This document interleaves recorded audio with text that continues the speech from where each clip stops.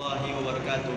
Innal hamdalillah nahmaduhu wa nasta'inuhu wa nastaghfiruh wa na'udzu billahi min shururi anfusina wa min sayyiati a'malina. Man yahdihillahu fala mudilla lahu wa man yudlilhu fala hadiya lahu. Asyhadu an la ilaha illallah wa asyhadu anna Muhammadan abduhu wa rasuluh.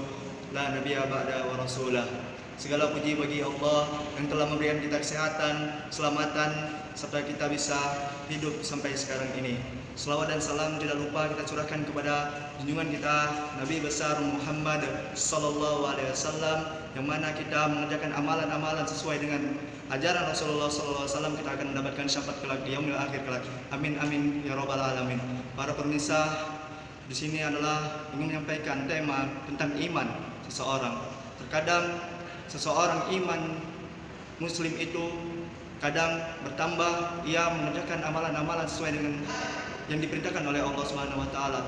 Dan ketika seseorang itu turun imannya, mengerjakan amalan-amalan yang tidak sesuai dengan ajaran Allah Subhanahu wa taala, malah mengerjakan kemaksiatan yang dilarang oleh Allah Subhanahu wa taala. Perbedaan orang yang imannya tinggi dan imannya lagi turun. Maka Rasulullah sallallahu alaihi wasallam bersabda, "Al-iman yazid wa yanqus. Wa yazidu bit-ta'ah wa yanqus bi-ma'siyah." Jadi iman ketika bertambah imannya, maka ia melakukan ketaatan kepada Allah Subhanahu wa taala. Maka iman yang turun, maka ia melakukan kemaksiatan kepada Allah Subhanahu wa taala.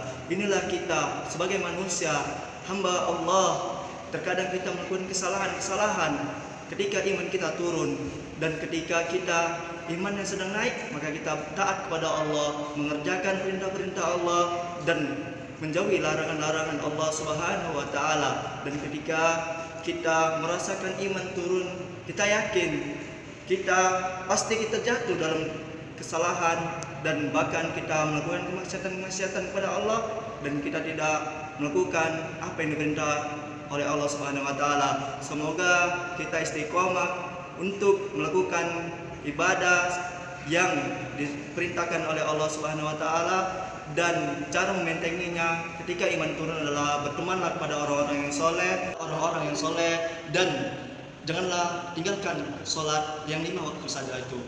Mudah-mudahan kita tetap jadi golongan yang diridhoi oleh Allah Subhanahu wa taala.